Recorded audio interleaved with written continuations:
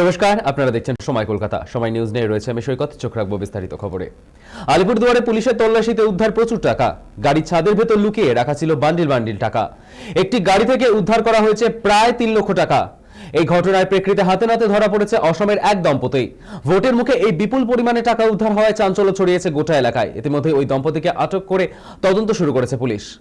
আমাদের সঙ্গে এই মুহূর্তে টেলিফোন লাইনে রয়েছে আমাদের প্রতিনিধি সানি রয়। সানি, এই যে দম্পতির থেকে টাকা উদ্ধার হয়েছে, গাড়ির মধ্যে থেকে টাকা পাচার, কি ঘটেছে ঠিক? একদমই, দেখো তোমাকে জানাবো যে ভোটমুখী বঙ্গে কিন্তু রীতিমতো আদর্শ আচরণবিধি লাগু হওয়ার পরেই কিন্তু তৎপরতা দেখা যাচ্ছে রাজ্য পুলিশ এবং কেন্দ্রীয় বাহিনীদের। এবং ঠিক একইভাবে রুটিন মাফিক চেকিং চলাকালীন আলিপুরদুয়ার জেলার যে বক্সা যাওয়ার যে স্টেশন ফিডার রোড রয়েছে, সেই ফিডার রোডে কিন্তু আজ সকাল থেকেই চেকিং চলছিল এবং আচমকাই একটি আসাম নাম্বার প্লেটের গাড়ি দেখতে পান এবং সেই গাড়িকে আটক করার পরেই কিন্তু যেমনটা দেখা যাচ্ছিল যে সেই গাড়ির যে সানরুফ রয়েছে এবং সিটের তলা, সেখান থেকে কিন্তু প্রচুর 500 টাকা এবং 100 টাকার নোট বেরিয়ে আসে। এখনো পর্যন্ত পুলিশের তরফ থেকে যেমনটা জানানো হয়েছে, প্রায় 3 লক্ষেরও অধিক টাকা কিন্তু ইতিমধ্যেই বাজেয়াপ্ত করা হয়েছে পুলিশের তরফে। তবে গোটা ঘটনার তদন্তে যেমন পুলিশ রয়েছে, এবং পাশাপাশি তোমাকে জানাবো আসামের চিরাং জেলার রুনিখাতার এই দম্পতি তারা কিন্তু আলিপুরদুয়ারে বেড়াতে এসেছেন, এমনটাই তারা দাবি করেছেন।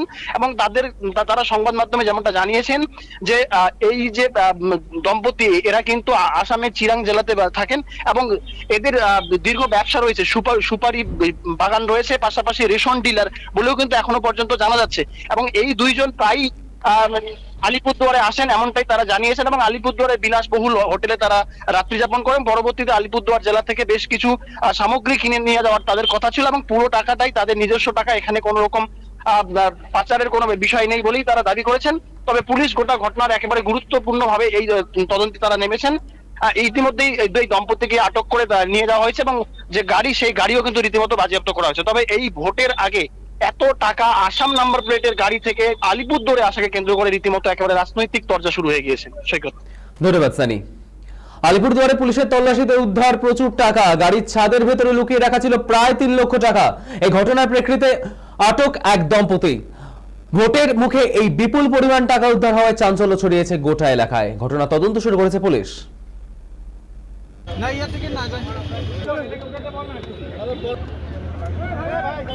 ये हो जाएगा। इतना पैसा कहाँ से है आपके पास? मेरा खुद का बागान है, 107 सुपारी बागान है, इसलिए पैसा तो नहीं जाए।